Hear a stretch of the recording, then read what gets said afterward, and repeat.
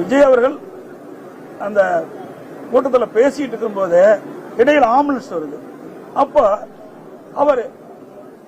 அவருடைய ஒரு கொடி பேரை சொல்லி இந்த கொடி கட்டிட்டு இவ்வளவு ஆம்புலன்ஸ் எதுக்கு வருதுன்னு கேட்கிறாங்க. இதெல்லாம் மிகப்பெரிய சந்தேகத்தை எழுப்புது. ஆக அயங்கி விழுதுன்னு அவருக்கு எப்படி ஆம்புலன்ஸ்காரங்களுக்கு தெரியும்? கூட்டம் நடத்துறாங்க, மேல இருக்கிறாங்க, மேல ஏறி பாத்தீங்கன்னா எல்லாமே தெரியும். நானும் கூட்டத்தில் போய் 163 தொகுதிக்கு போயிட்டு வந்திருக்கிறேன். மேல இருந்து பார்த்தா எல்லாமே தெரியும். அப்படி முன்கூட்டியே பல ஆம்புலன்ஸ் விரைந்து சைலண்ட் ஒளியில் வந்துகிட்டு இருக்கும்போது அவர் சொல்றாரு, எதுக்கு இந்த ஆம்புலன்ஸ் வருதுன்னு அவர் அந்த கூட்டத்திலேயே பேசுறது தொலைக்காட்சியில் பார்த்தேன்.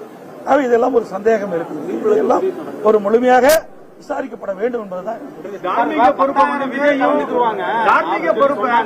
27,000 பேர் கலந்துட்டாங்கன்னு சொல்லி போலீசார் விளக்கம் கொடுத்திருக்காங்க.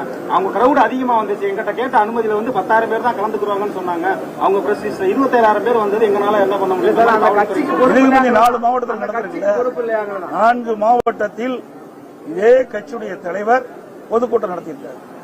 அந்த பொதுக்கூட்டத்தில் எவ்வளவு பேர் வந்து கலந்துட்டாங்க, எவ்வளவு பேர் எழுதி கொடுத்தாங்கன்னு இந்த காவல்துறைக்கு தெரியாதா? இந்த அரசாங்கத்துக்கு தெரியாதா? ஆகவே அவருடைய கடமையிலிருந்து தட்டி கலப்பதற்காக இந்த அறிவிப்பை கொடுத்திருப்பதை நான் கருதுகிறேன்.